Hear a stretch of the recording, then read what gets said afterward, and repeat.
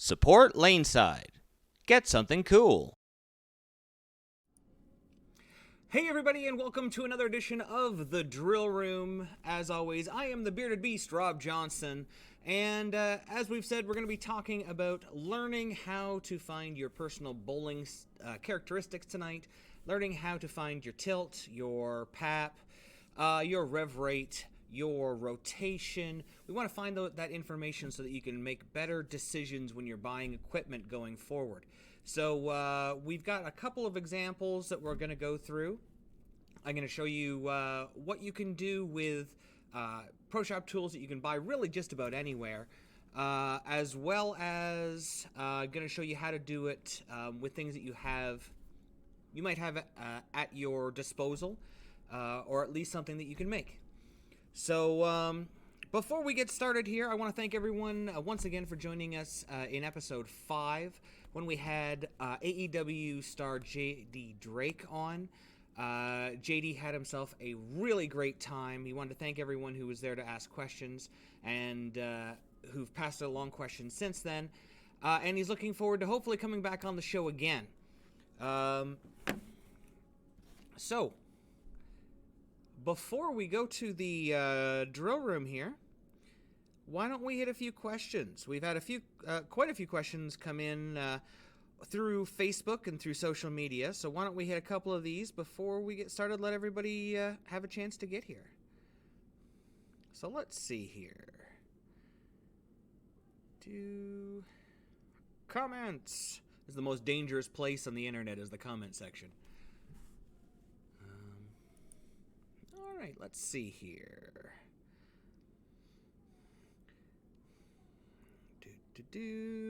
So, from the Drill Room 3, Mekon Stallworth, I think, or Michon. Love the Pro Shop talk, but is there any way that we can get through the actual drill parts of the video?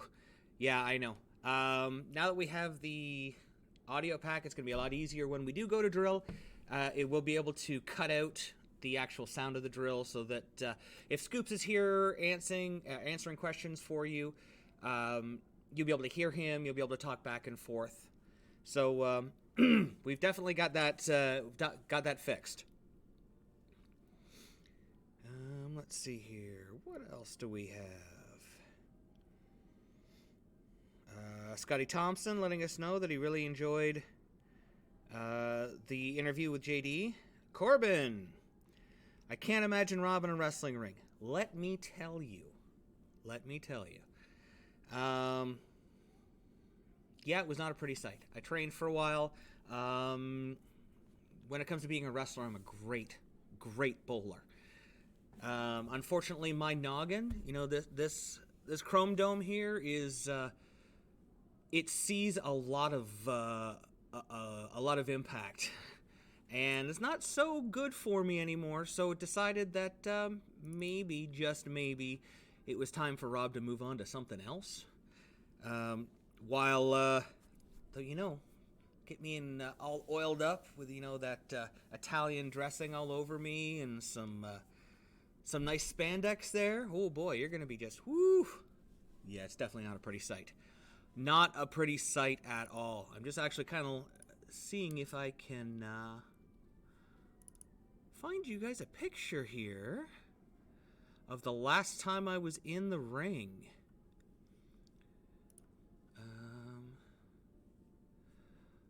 I know I'll find it eventually. It's pretty scary, though. Pretty scary. Let's see what else we've got here for questions. My apologies. Go into the old YouTubes to find more questions for us here. Jim Newton says, Canucks not allowed to bowl anymore. Yep, that's right. Not until Monday. Monday, all of our restrictions come off, and we get to finally get to go back into the center. We're at a 50% capacity for sports venues, but for the bowling center, that's more than enough to have all the leagues running. Grandmaster Yoda, how will the Pink Widow purple urethane, the Black Widow pink urethane compared to the Black Widow? That's a really good question. I know mine just got shipped out, so I'm waiting to get it onto the bench there and drill it up.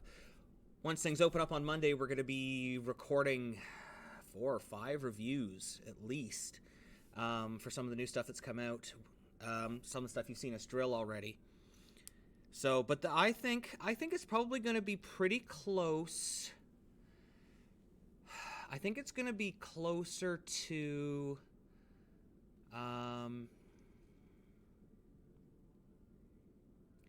See, it's going to be funny.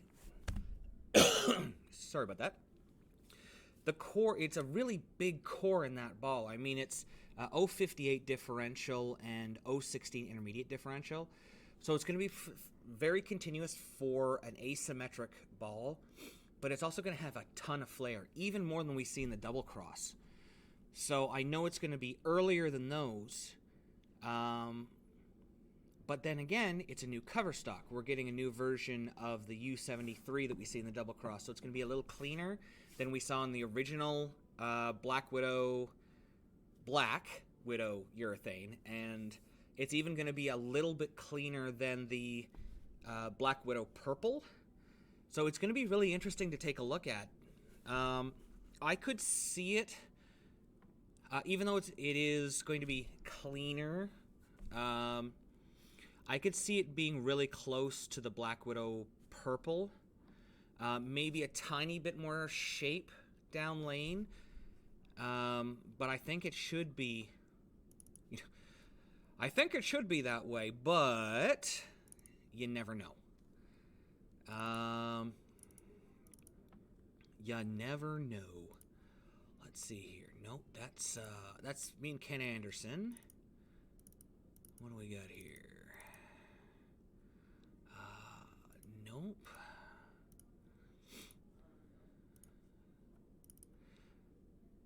There's always so much. Always. I'm looking for those pictures now. Driving me nuts. What other questions do we have here? We covered the speed dominant arsenal. Did anyone actually catch the Radical show today? They had Phil and Nick and Radical Ronnie Russell on talking about the double cross. It was really interesting to hear Ronnie talk about making the switch back over to the Brunswick brands, specifically Radical, and then talking about how he looks at his equipment. We've talked about several times when we were drilling how you can drill the differential out of a ball. You can dunk the fingers and you can really drill that the differential out, or you can you can raise the RG, or you can really dunk the thumb and change the differential. And he's one of those guys that, because of his tilt, because of the way he throws the ball, he likes to drill a lot of that differential out. He actually likes it to, as he said, he likes the flare rings to be tighter earlier, so it stays in the oil a little bit more. It retains a little bit more energy. He was saying, like, when he threw the Black Widow, the regular Black Widow 2.0, the flare rings ended up being anywhere from a 1/2 inch to 3/4 inch, and because it was so strong and had so much cover stock early, that it would end up burning up on him. So I thought that was really cool. Also, it's always good to hear Phil just being Phil. Phil's gonna be Phil, and I love it because he's unapologetic, and he's gonna say what's on his mind. And he was saying what was on the mind of a lot of people about certain people not liking urethane. I know one person who personally loves urethane. Mr. Scoops there with his 15 ball arsenal of urethane. He is a man who loves his urethane. Boy, this is really starting to bother me here. I know I should be going over to the desk there, but I don't like to leave a question undone, you know what I mean? Know what I'm saying? But for now, I may have to, because I seem to have misplaced. Go figure, I don't have a lot of pictures of myself at the ready. So anyway, I'll post it on Facebook just for, or maybe I'll post it on the community just for Corbin there. We'll put it on the YouTube channel in our community page. Speaking of that, if you're watching this on YouTube and you haven't subscribed yet, please make sure you go and hit that subscribe button. We've got about 30% of the people who watch our videos are subscribed, and we'd really like to get up to 50%.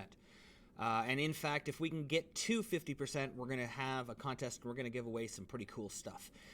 We have a ton of awesome merchandise and unusual things that we have procured over the years doing these reviews and traveling around. And I like to pass some of this stuff on and maybe give away some jerseys, maybe give away some other stuff. So please make sure you subscribe.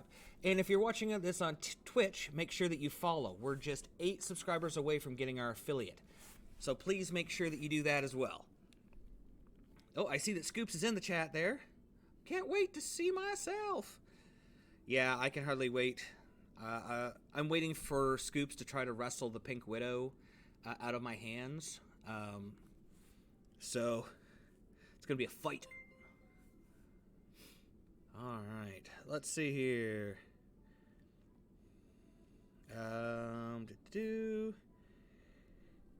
Still waiting for Corbin to let us know how he liked his big bowling stuff. I know he just ordered some of that. Now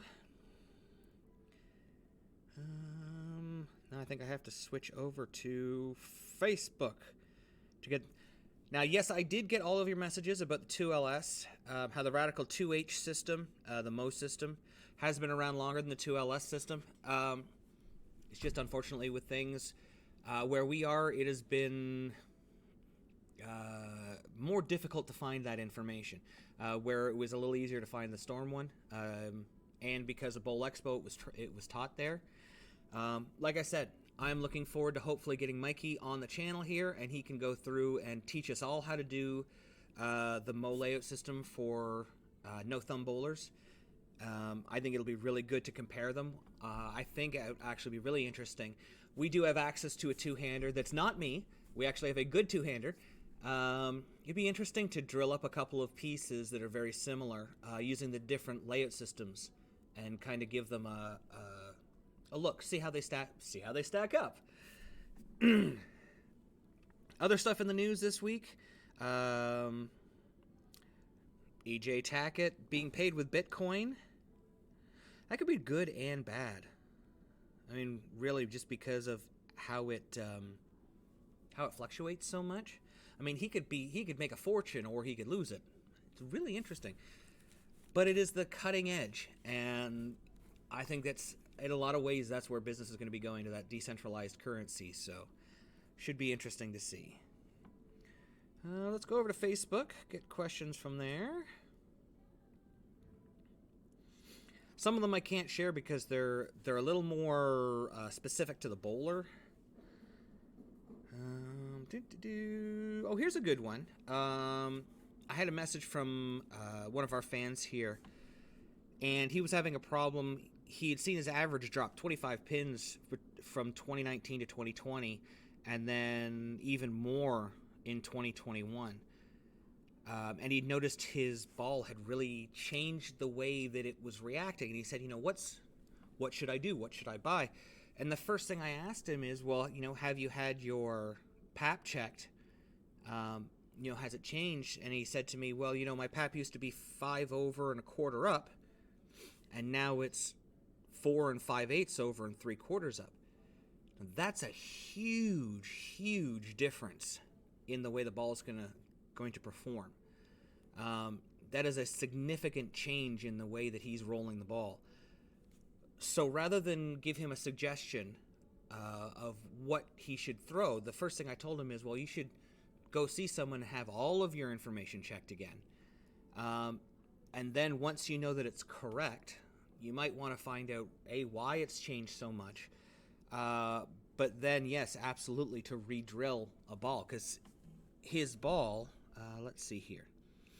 The ball that he was using that was his favorite was 42 degree drill angle by 4 inches by 34.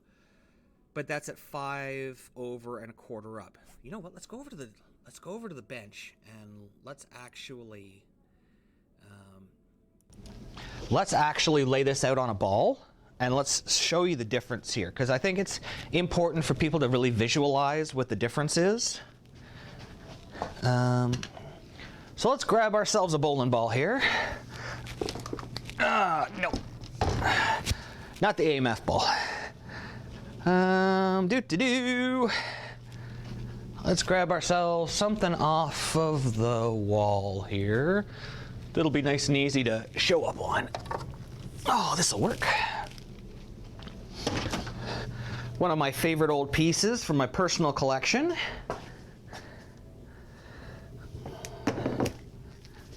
The old Conspiracy from Radical.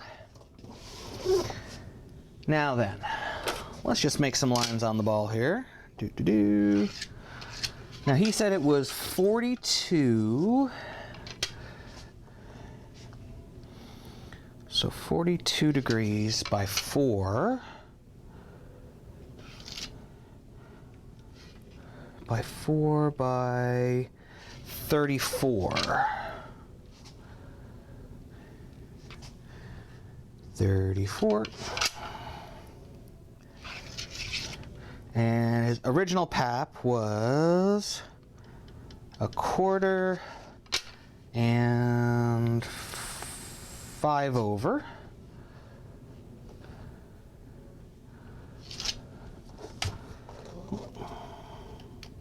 Okay, so his center of grip, there we go. That would be basically how his ball is laid out, okay? With his pap being right there. However, if you look at his new pap, which is 4 5/8 over, 4 5/8.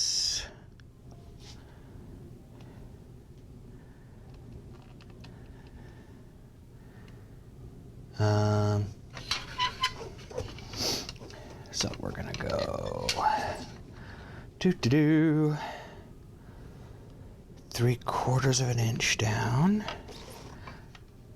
by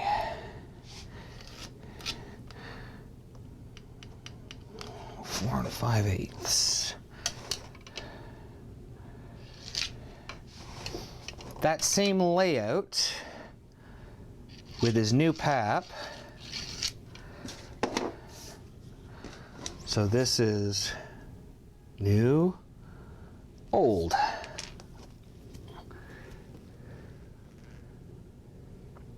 So his center lines here, you see there's a very dramatic change. It's put the pin much closer to above the fingers. To give you another idea, might make a little more sense.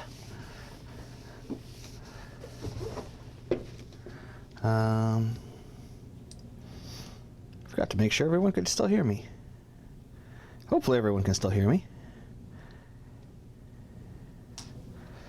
To give you an idea of the difference that created in the layout, 42 by 4 1/2.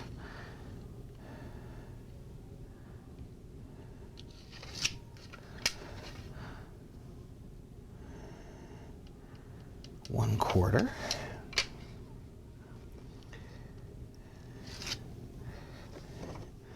To 5. So this is the original layout again. Got marked on here.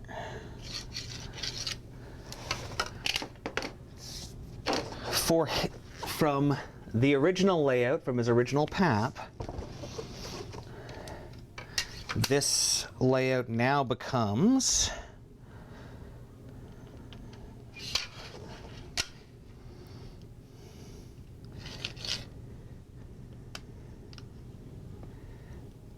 right there. So this layout now becomes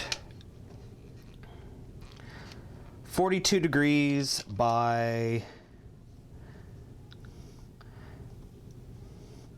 3 1/8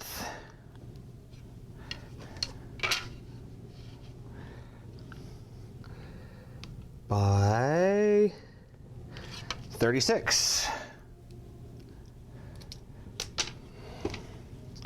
Boop, boop. 32 by 3 1/8 by 36. Not much change drill angle, not much change val angle. Huge change in the pin to pap. You look at 4 inches plus. I know the ball he's talking about. It was a lower differential ball. It was maximizing the amount of flare you could get out of it before. Now at 3 1/8 or less, the ball is now rolling earlier. So rather than going down and in, it's rolling earlier. It's being much smoother. He said it wasn't hooking anymore. It's rolling real early. It's a big difference in the way the ball is going to roll. In an asymmetric ball, 3 1/8 is going to end up starting to retain axis tilt.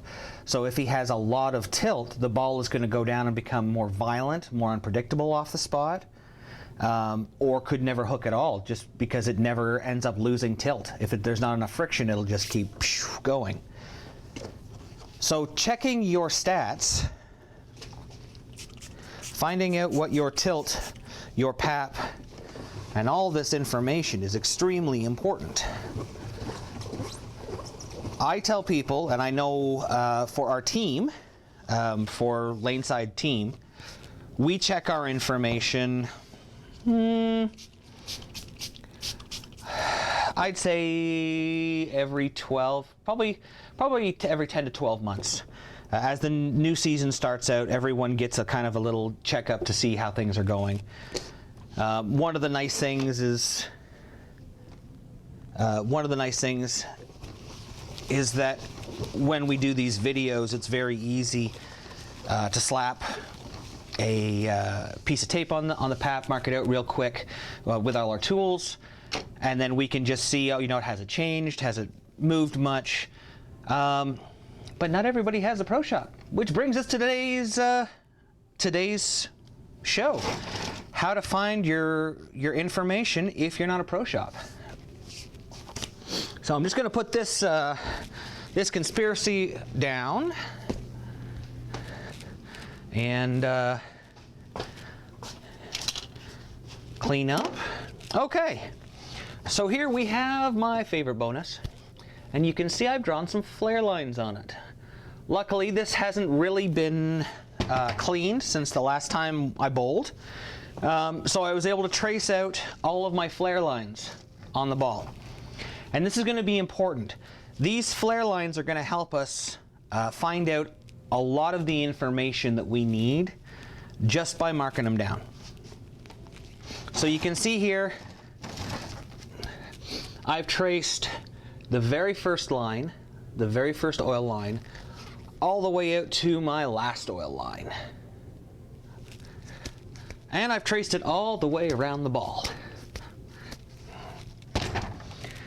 This is going to give us a whole bunch of information on its own. First, if we measure, you can use a prosect or a quarter scale, or you can even just use a piece of string or a towel, as long as you have something to measure with.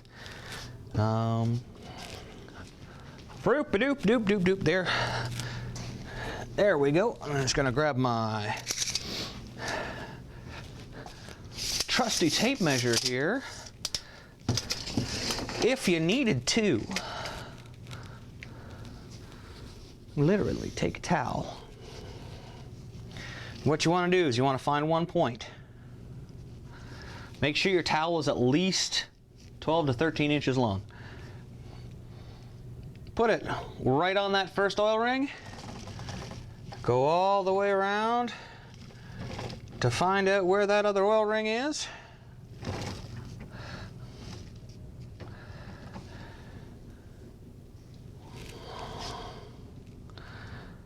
13 inches. So just right there, we have gone and figured out how long, how far across. All right, so we've used this, which is the whole diameter of the ball. We've cut it in half. We go from line to line, straight across. That's going to give us a number there. We said we had about 13 inches. Usbc tilt chart. You can look this up on Google. Handy dandy. And it says, the distance across the track of the surface of the ball in inches, at 13 inches, your axis tilt is 3 degrees. So for some of you other bowlers out there, say you measure across and it's 10 degrees. So say it's 10 inches across. So say, maybe your track starts here all the way across. Right there, that's 11 inches. 11 inches is 17 degrees of tilt. You can do it literally with anything. I like something with either a hard edge or no edge at all, like a piece of string, a towel, really anything you can use. That's going to give you an approximation. It doesn't have to be exact. A lot of people get so wound up about, I need to know my exact numbers. I need to know exactly how many revs I've got, exactly what my tilt is. A range. Okay, that's what we're trying to find out here is a range. Are you low tilt? Are you below 8 degrees of tilt? Are you between 9 degrees and, let's say, 17 degrees of tilt? Are you over 17 degrees of tilt? We want to find this information out, as we've talked about, for those pin lengths, to find out if we're retaining it, if we need a ball to retain energy, retain tilt, like a low tilt bowler. If we needed to lose tilt, high tilt bowler. Those pin distances will allow us to get the ball to do that. But without that tilt number, we don't know. So all right, we figured out our tilt here. Let's write it down. Let's grab myself a pen, write it down. We've got 3 degrees of tilt. That is not a lot. That is low tilt.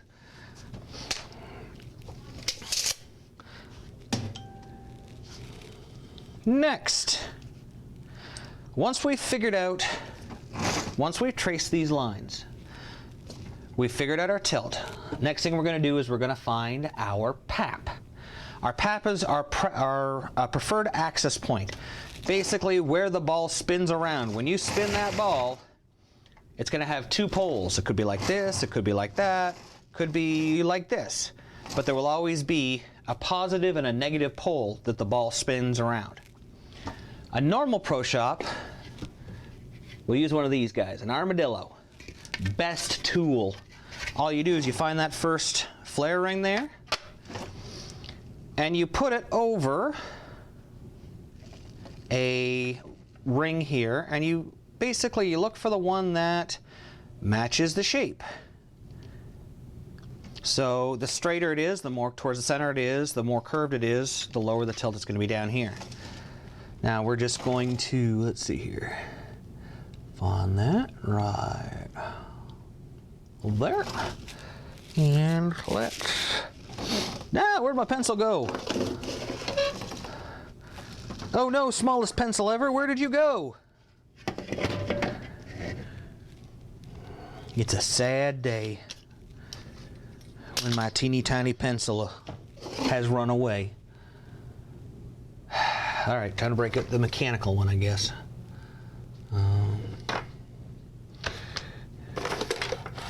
All right, there we go. These are kind of cool. This is a Doug Heim mechanical grease pencil. You can just sharpen the end of it. They actually just come right out. You can just push them up like twirl them up. Makes it really easy. They don't break. Makes it pretty easy for doing ball work. The only thing is you got to press a little bit harder. They're not quite as I don't want to say greasy, but they're not quite as soft.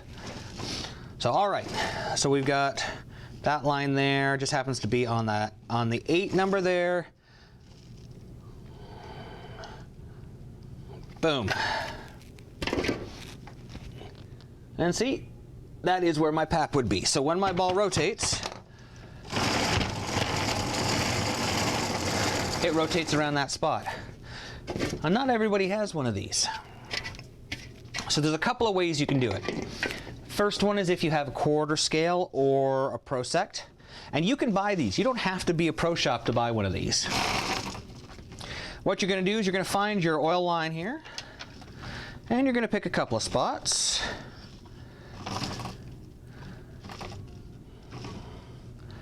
And you're gonna, so you can see here I put my 0 on the first flare ring, and I'm just gonna make a 90-degree line, and already we can see right there that first line intersected it. That's pretty interesting. I wonder what happens if we go someplace else. And we line it up across that line and put the 0 on there. Let's find out. A little farther up. Boom and boom. Put on the line there. Oh, stop. Putting it on the rolly thing, probably not the best thing when you're trying to be a little more precise. Okay, so we go up on that line. 0 we're out. And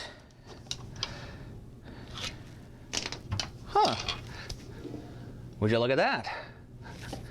I drew 2 90-degree angles from my flare line. You see there,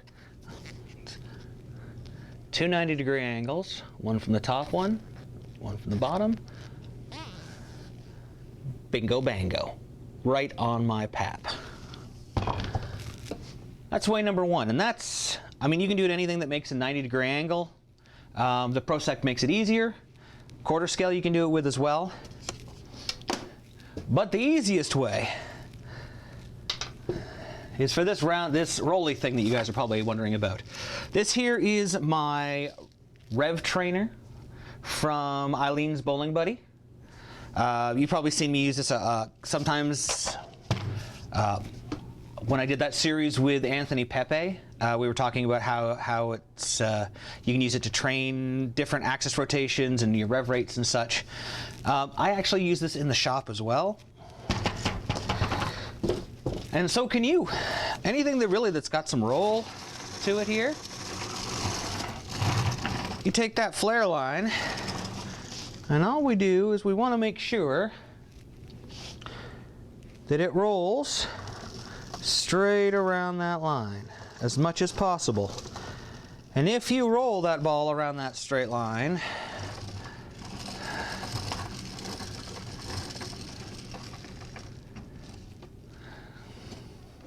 see if I can do it here. You can do it with a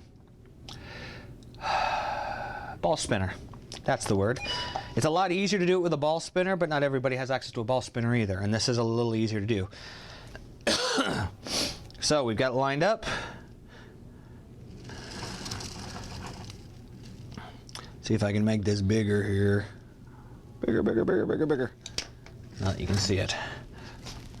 And we'll just rotate it around that first oil line.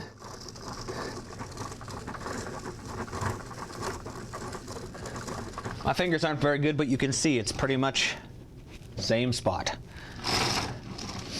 Now this has given us our tilt and our pap.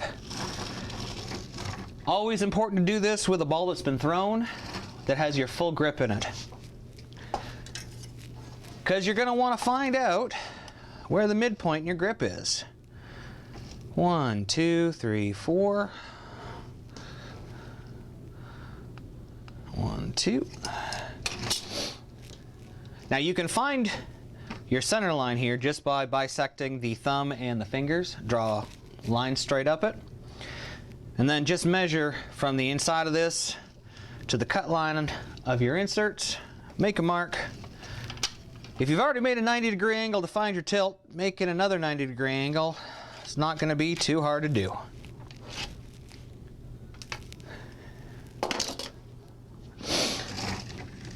Now, all we got to do is measure. This is our center of grip with our center line and our midline.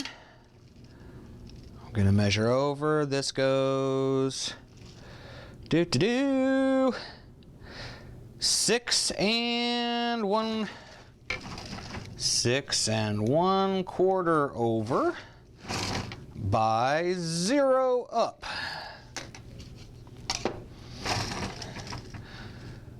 So 6 1/4 over from the center of the grip to the pap, and 0 inches up the valve, up and down the valve line.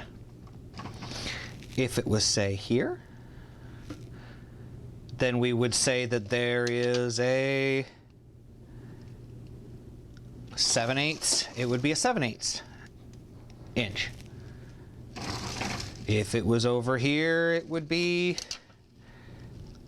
4 5/8. But this has allowed us to find our pap and our tilt without even having to go to the lanes. Now, unfortunately, to get your rev rate and your rotation, it's going to be something that you need to throw a ball. You need to have to go to a bowling center to do so, or have one of these Rev Trainers. Now, once we have this spot here, we know where our pap is.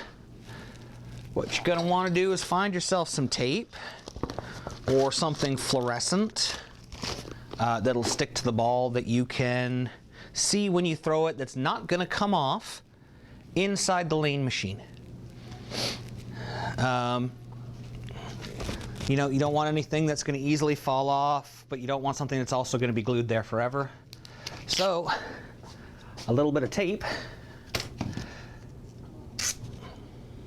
Just rip it in half. I like using the round half. So you put the center of the tape on the center of where you've measured off your pap. Now when you go to the lanes, you can take some video. You want that video to be behind you and low. So you want it to be behind you where you can see the ball come off your hand. It's not blocked by your body at all. And you want it to be low because you don't care about how you threw it. You want to see what this tape is doing. Now, when you take a look at it, there is another chart, another handy dandy Usbc chart. I am a fan of it. There it is. I think Mo created this, to be honest with you. A lot of this important stuff Mo created. Basically, you can take a video and stop it, and you can see exactly where this piece of tape is. You want to see not only where it is up and down, but you also want to see where it is this way. Okay? So say I'm going to roll it here. You saw it had a lot, it was way back here, but low. So we're going to say that had lots of rotation because it's rotating. If the ball's going this way and you see it back this way, that's 90 degrees of rotation. That's a lot of rotation. And if you look at the chart, see if I can get it bigger here.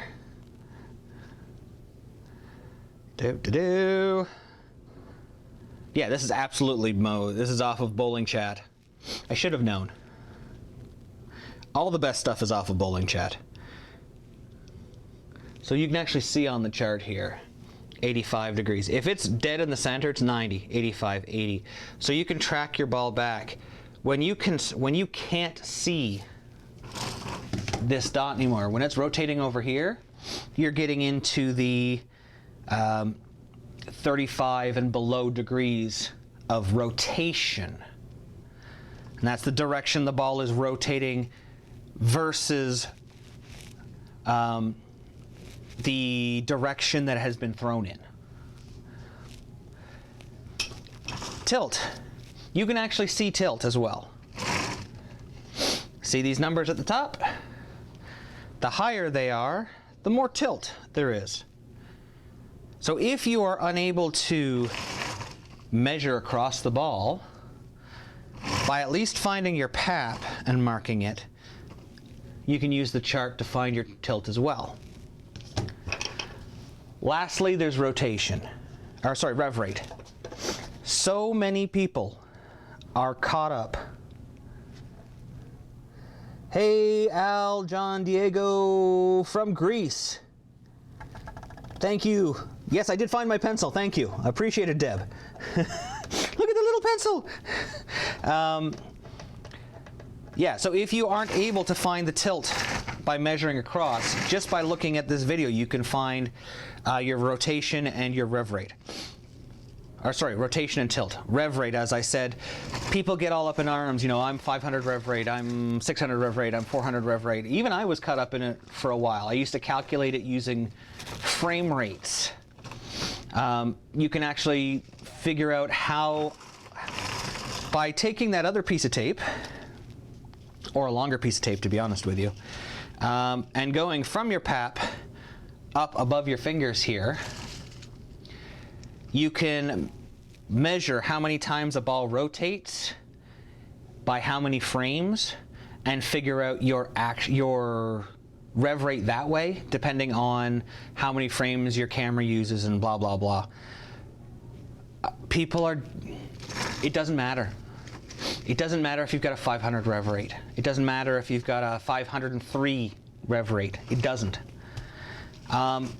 What's important to know is if you are rev challenged, slightly rev challenged, matched, slightly rev dominant, rev dominant. It's all about matching your speed and your rev rate. Okay, you could hit it and have 600 revs on it, but if you're at 10 mile an hour, the ball's going to be in the gutter or it's going to come back and hit you. You know, you can throw it 20 mile an hour.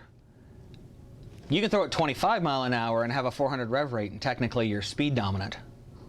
Like that's why this information is so important, to find out just a range so that you can better make better drilling choices and better purchasing choices.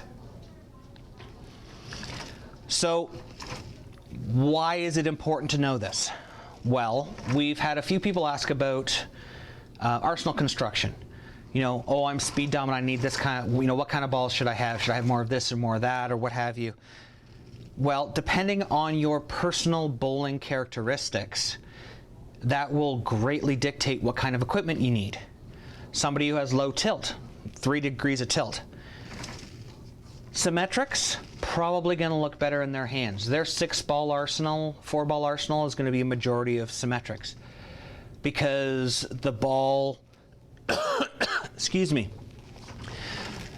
the ball, it doesn't have such a short hook window, tends to get down lane a little bit easier. You'll see a lot of low tilt bowlers who benefit from putting the mass bias in asymmetric equipment in their thumb, because that actually makes it more symmetrical. Flip that over to somebody who's high tilt, you know, 20 degrees, 24 degrees. They need 5-inch pin to pap distances. They're also going to want asymmetric balls. Put those things together, the ball tends to lose tilt faster. So rather than spinning up here all day and just going la-di-da-di-da-di-da, it will actually eventually roll forward.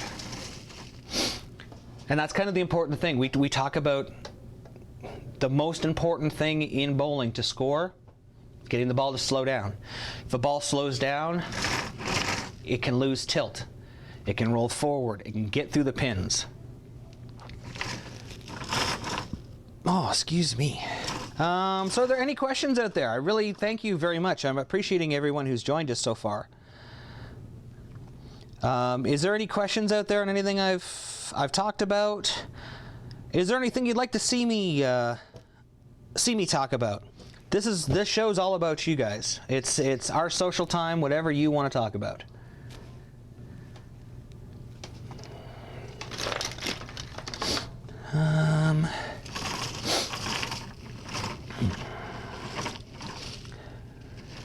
Now, actually, here's an interesting one for you. Let me show you A lot of people ask, in the old days, we were limited to one ball period. We were really lucky because as bowlers, we had very similar bowling characteristics fit-wise, but even though we imparted forces on the ball differently, we were able to use each other's equipment. For example, so we've got 5 1/4.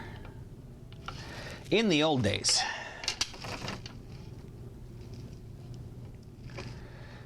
but this is getting back to Josh's question that was on Facebook, why it's so important to get all of your information checked.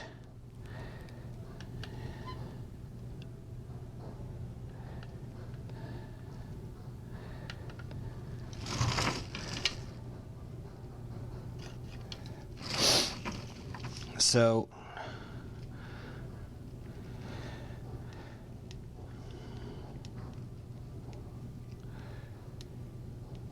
in the old days, we all threw the ball the same, and those were our PAPs. Incredibly close. We were within 3/4 of an inch, actually less than that. I think it was a 1/2 inch, 5/8. We were all within 5/8 of an inch. However, Scoops has much more tilt. Scoops gets around the ball, so it tilts a little bit more up like this. Wayne's a little bit more like this, and then I'm very much straight up and down.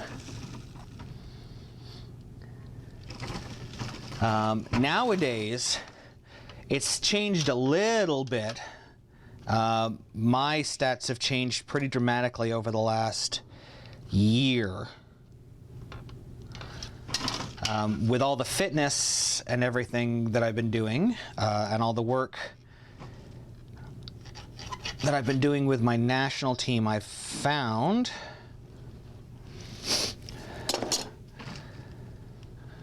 RJ. You can see mine's changed now. It's about 1.25 inches different now. It's quite a difference from what it was, but I have also learned how to raise my tilt. I go anywhere now from about 3 degrees all the way up to about 10 degrees. So anyone who's looking at going out on tour or thinking about doing tournaments, being able to change your tilt or being able to change your rotation, those are skills you really want to know. And by being able to find your PAP as well, you'll be able to better look while you're training, because you'll be able to see it represented right on the ball. Have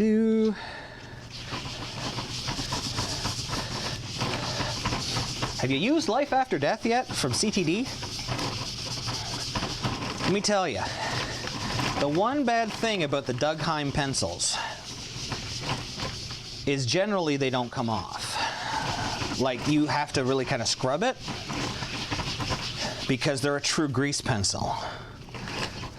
Not with Life After Death.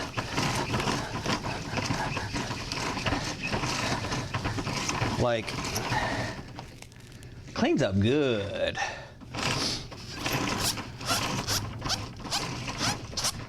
Ooh, I like that. All right. I think that's about all I got over here on the bench. Why don't we talk about equipment? Why don't we talk about some of the new equipment that's coming out? I'm gonna switch back over here. Okay. I am back again.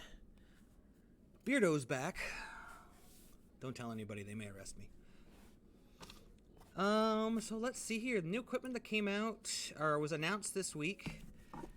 We talked about it a little bit on the last show before, with our technical difficulties, unfortunately.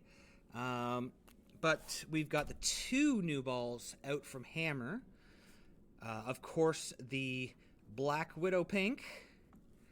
Urethane, it uses the new U73 cover stock, so it's going to be, like I said, a little bit cleaner, but a much, much bigger core. It is the biggest core in a urethane ball out there now. So it's gonna be a monster. The other ball that's being released, the 25th anniversary 3D offset. I don't know many people who were able to throw one when they first came out. It just put the industry on its ear, because it was doing things that nobody else's equipment could do. That core revved up better than anybody else's. It created a shape different than anyone was looking for, and it dominated, like ridiculously dominated. Now the new one, it doesn't look like it's multi-density like the original,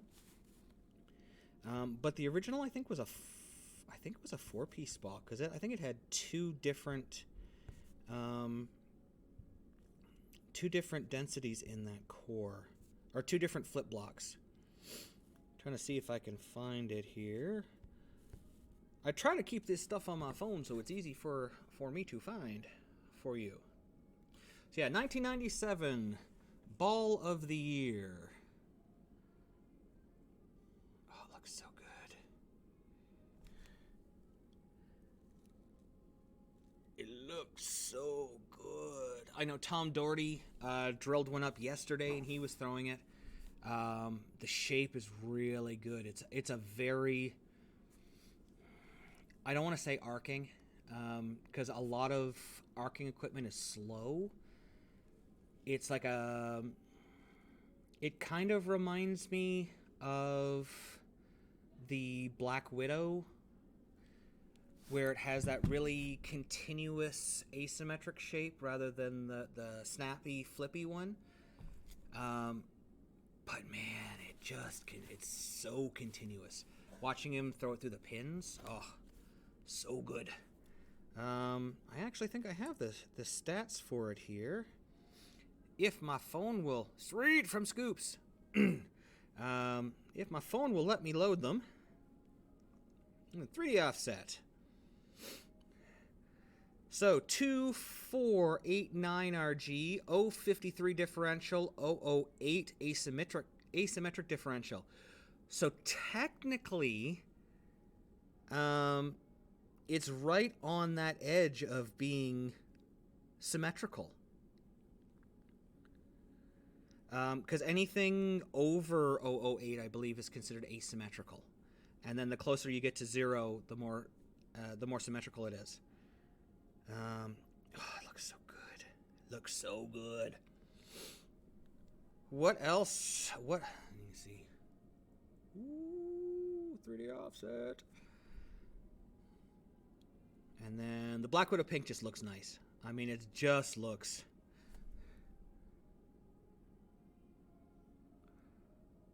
That looks so sweet. It is the neon pink. Excited to see that track Paragon hit the lanes. Me too. One of the cool things we do, I know Dodge Viper there, I know who that is. One of the cool things we do in our shop here is we have a library program where you can buy a switch grip thumb, and then you can take any one of the balls that we've drilled for laneside reviews. We actually keep them here boxed so that customers or anyone can come in, and if they want to try Brunswick or any one of the 7 brands, they just put a thumb in and we'll fit them up and let them go to the lanes. Dodge Viper here, he's one of our regulars, and we drilled up a Ludicrous for him, the Ludicrous Solid, which is really good ball. I know that old guy Wayne loved that ball. He got one, and I think he's got bit by the bug of the stronger stuff, because now he's looking at the Paragon. Paragon is going to be stronger than that Ludicrous, which is ludicrous. It's got a little bit more shape down lane, but still pretty strong in the oil. So when we get back here, you'll be able to come and take that ball out, and you'll be able to test it out. So let's see, what else do we got here? Oh, yes. Game Breaker 4. So we've got the new Game Breaker 4 in a pearl cover stock. This is going to be a little bit more than a pearl benchmark ball, because it's an 0.48 differential. It's gonna have a little bit more flair to it, but it's still going to be really controllable, like we've seen out of all of the Game Breakers. It's going to give you more length than you saw out of the GB4 Solid. 500, 1000, 1500 plus crown factory compound. So yeah, it's gonna get down lane, and it's gonna hook pretty good. And then, boy, I know I'm forgetting something here. Oh yeah, the new ball from Deviate. Brand new core, brand new nameplate. The Collision. That core actually reminds me a lot of the old Twisted Fury core, and well, just the Fury core in general. That turned diamond. I know quite a few people who really liked the Twisted Fury. I think they're going to really like this ball. This is for stronger, well, yeah, medium to heavy oil. This is a skid flip ball. Lot of flip. This is going to be actually more flip than the Intimidator Pearl, and that's a pretty strong downlane ball from Deviate. It's actually got almost as much total hook as the Hellraiser Blaze. Like, it's a strong ball. When it gets friction down lane, it's going to make a move. This thing is strong. 247, 052, 019. So it's going to want to spin up pretty easily. 052, it's going to have a lot of flare. 019 is going to be pretty angular down lane. The asymmetric, the mass bias, or sorry, the intermediate differential. At 019, it's not super high like the results and maximum results, so it's not going to be like this, but it's going to be fairly strong down lane. Oh wow, there's neat. I didn't even know that I had emoticons. I hadn't even looked. So those are the 4 from the Brunswick family coming out. We also heard from Phil today that with the Incognito Solid being discontinued and the counterattacks being discontinued, that there is something new coming.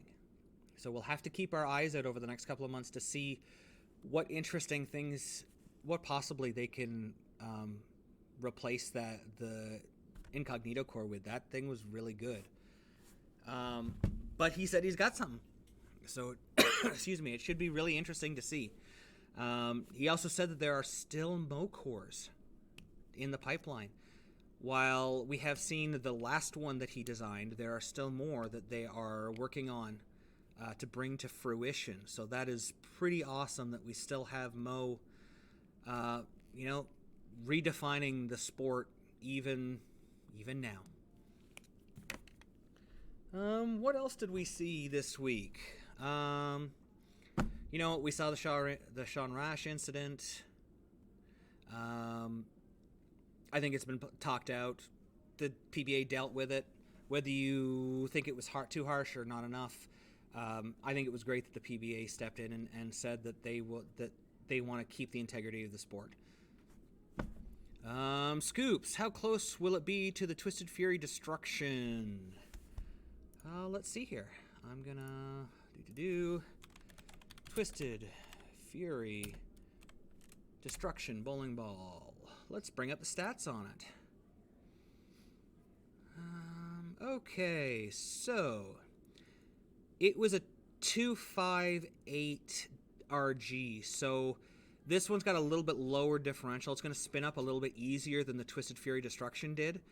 Also, the Destruction had a 036 differential. This one is going to have a little bit more flair to it. It's going to be a stronger version. Let me see if I can find... Oh, I hate when that happens. Let me see if I can find... Twisted Fury Ball. Because there's a couple of different versions here. That's the Twisted Fury Solid, and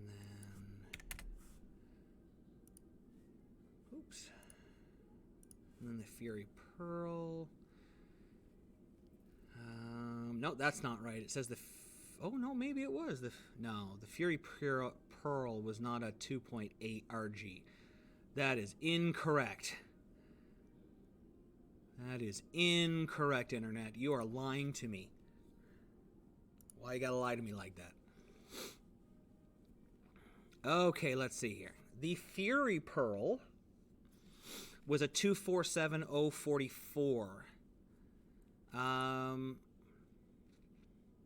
So it's going to be closer to the original Fury Pearl. Yeah, highly angular. It's going to have a little bit better length to it, though. The Twisted Fury was a 252. Yeah, when you get in the Twisteds, because of that core, it brought the differential down just a little bit. So out of the collision, we're going to see a little bit more flare, which means the people who had the Twisted Furies, who had the stronger drillings, we have a little bit more versatility to work with now because they're already a stronger ball. The people who really like the Furies are going to just be happy. So I hope that answered the question.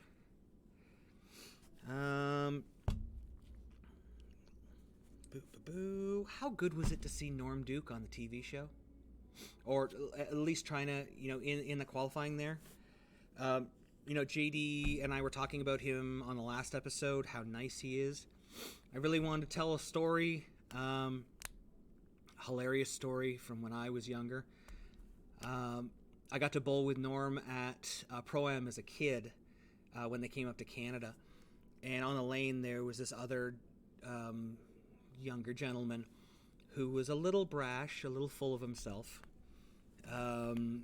quite outspoken.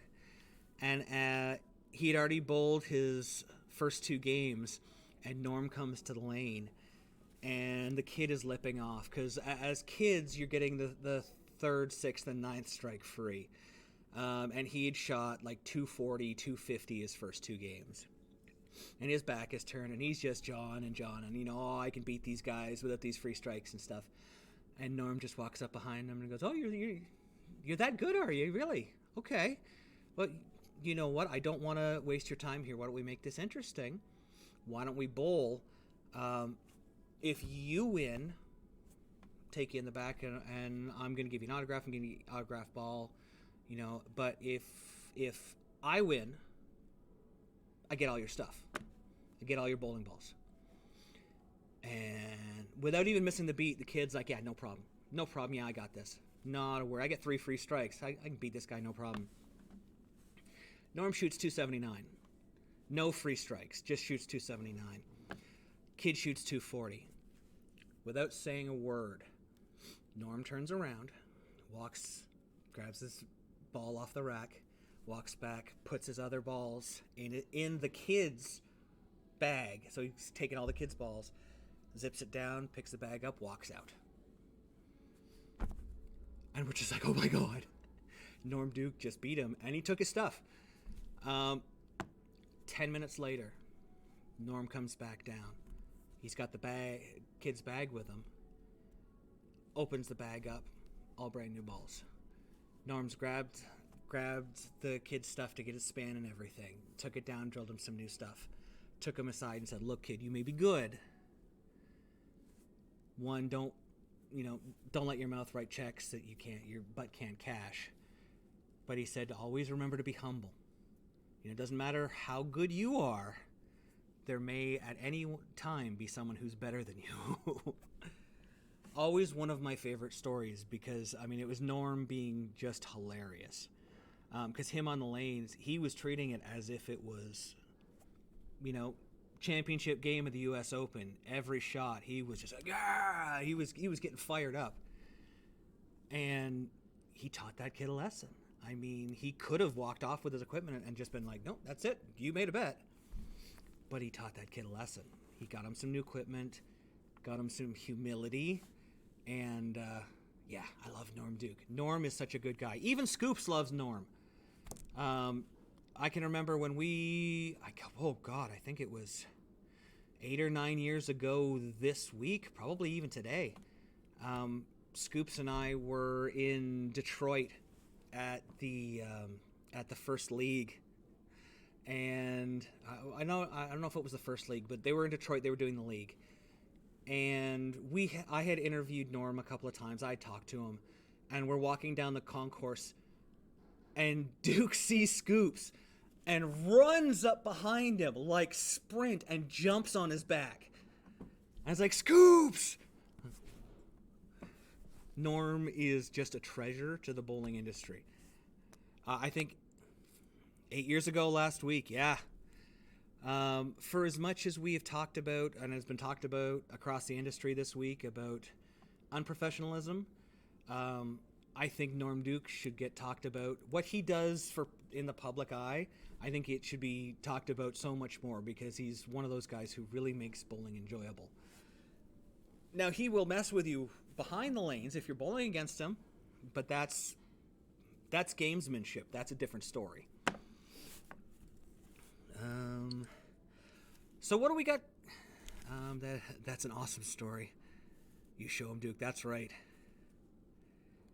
I can say I have my own story of beating some. Oh, yes. Yes, you do. Bowling has a way of working with karma, just hand in hand with karma sometimes. Sometimes those people who lip off get their comeuppance quite quickly. So what do we have coming up this week? It looks like we have, speaking of the U.S. Open, it looks like we have that coming up this week. Let's just check out the PBA website. If you guys have any questions out there, feel free to throw them on in. I'm enjoying talking along with you. If there's any questions about anything you want, equipment, layouts, whatever. We can even talk bowling. Love talking bowling. It was fun having JR on here.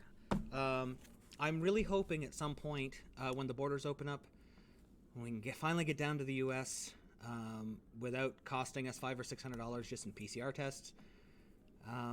I'm really looking forward to going down and seeing JD, working with him on the lanes rather than working with him visually, like over the internet. Going to see him wrestle, like, oh, I can hardly wait to go see some AEW. But I can hardly wait. I want Scoops to come with me. Listen here, JD Drake. Let me tell you something, brother. Me and the Scoops man are coming down after you, brother. But yeah, I think it would be awesome for Scoops and I to go down there and like JD and any one of the amazing performers that he talked about, getting down on the lanes there and doing a little bit of bowling, maybe have some fun there. One of the really cool things I'm really looking forward to with this new setup, if all continues to work well, we're going to be able to have people call in from anywhere in the world, and we're actually going to be able to have them bowl against each other. We're going to be able to do matches and do commentary. And I would love to do one of those. Scoops and I against other people on here. Episode 6. Social and bowling.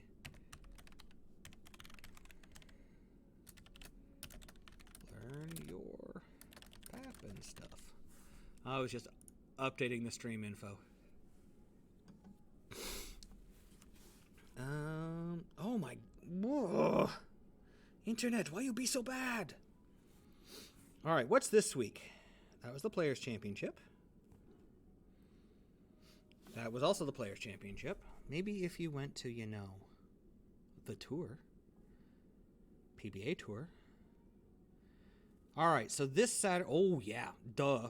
This Saturday, we've got the championship. We've got the Players' Championships. Who are you guys voting for? Who are you guys rooting for? Yeah,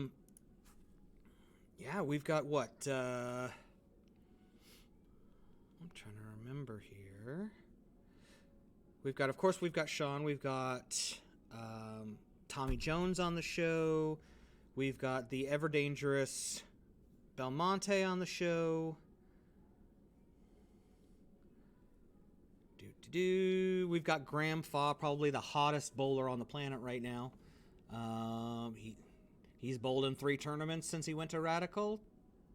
He's won them, or at least led qualifying by a bajillion. Scoops is voting for Graham or Jason. It's going to be interesting, just because. Oh, Team Belmo, boo. No, Belmo's actually a really good guy. It's going to be actually really hard to choose. I mean, you think about it. Arturo Quintero. Arturo Quintero. Wow. I just butchered his name completely there for a while. He's threw it really good on his show. I don't think he got enough credit because of everything else that's been going on. For a guy who took 8 years off, just decided to retire and came back, he doesn't look like he's missed a day. He could be the dark horse in this. Jason, if he gets a game under his belt and he gets comfortable, he's always going to be tough. Graham Faw is the only left-hander, and he's going to be able to play urethane. You can't bet against him, because if he can groove the lane, nobody's going to interrupt him. He's just going to get locked in and go. So that could be pretty interesting. And Tommy Jones is Tommy Jones, Mr. Hall of Fame 300. And then that other guy. I'm sorry, but Belmo at this point sounds like Lewis Hamilton of bowling. Gotta let the other lesser-known guys win. Yeah. Come on, guys. Belmo, what? He did take like 2 years off because of the pandemic. He let other people win. Like he stayed in Australia for 2 years, and now he's like, okay, fine. You guys had your chance. Let's do this. Everybody on that show deserves to be there. Everybody bowled great. You think we've got a bajillion majors and a bajillion titles between all of these guys. Like, this is a really, really strong field. And then after that, what's the week after? PBA Tour. And then the U.S. Open starts on Sunday. Good Lord. Oh, no, it's the week after that. Okay. Yeah, so when whoever's bowling in the Players' Championships basically has to win and get on a plane and go. Like, yeah. Man, that's going to be tough. That's a lot of really quality bowlers that are going to have to get to the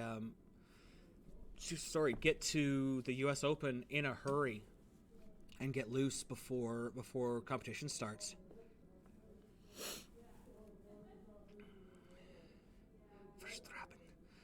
You know what? We need... I don't think we need anybody to come up because I think there's a lot of good youth coming up. I think that Matt Russo really kind of showed what he could do on his show. You look at some of the guys who just missed the show, who made the show last year. There's a lot of those guys hanging around. There's a ton of good bowlers coming up. And that's not even talking about... you've got the Junior Barnes and the Junior Bone. They're all just finishing up school and are going to be out on tour soon. Dear Lord. Those guys are good too. There's a lot of good talent coming up. I am glad that I'm old and don't have to bowl against them because I'm not as good as they are. No. There's some pretty intimidating talent coming up. Heck, just look at our Canadian team. Frankie's not going anywhere. Francois Lavoie, he's not going anywhere, and he is I think outside of Walter Ray, he's probably the best spare shooter on tour. You got Mitch Hoope, who's coming up. You got Zach Wilkins. We bowl with him locally. He is really good. He led, I think, the Eastern Players Championship qualifier day one. Like, he's a really good bowler. There's a lot of good young talent out on tour now, and there's even more coming up. It's a really good time to be in bowling. Okay, so I think, guys and girls and athletes of all ages, that is about it for today's show. Once again, I want to thank everybody for coming out and watching. Please remember to smash that follow button on Twitch, and please subscribe to our YouTube if you're watching us there. Like I said, we want to get up to 50%. If we can get up to 50%, we're going to give away a whole bunch of awesome stuff. But the only way to do that is for you to smash subscribe and to like our videos. Don't forget to follow us on social media. You can go to lanesidereviews.com. That'll take you to Facebook. You can find us on Twitch. You can find us on Twitter under Laneside Reviews. You can find us on TikTok under Bearded Beast LSR, or look up Laneside Reviews. You can find us just about everywhere. Just search Laneside Reviews. If there's any questions you have, please make sure that you like my autograph. Make sure if there's anything that you want answered, any questions that you have, send them through to us here. You can send them through social media or send them directly to lanesidereviews@live.com. Really, we'll talk about anything. We can talk about bowling ball dynamics. We can talk about coaching. The Drill Room is really a show for you fans, where we can answer whatever questions you want more directly. I find that throwing answers down on YouTube, you get such a limited space, and sometimes you're not able to articulate what you want to get across to everyone. So I wanted to make sure that we have a chance to interact a lot more. If there's anyone you'd like to see us interview on the show, please also send that in. We're going to start trying to set up some interviews like we did with J.D. Drake, whether it be professionals or amateurs or coaches, whoever you would like to see, just let us know and we'll try to set it up. So, no Pink Widow for scoops. No urethane. Nothing for you. All right, so unless there's anything else there, let's wrap it up. Like to keep them, as I said, around an hour and 20 minutes. We'll be back on Tuesday. We're going to go a little later on Tuesday. We're going to start just after 7 o'clock, and then we'll pick things up from there. So until next time, guys, we'll see you laneside. Goodbye. Thanks for watching. Don't forget to like and subscribe and turn on notifications so you never miss a show. So until next time, guys, we'll see you laneside.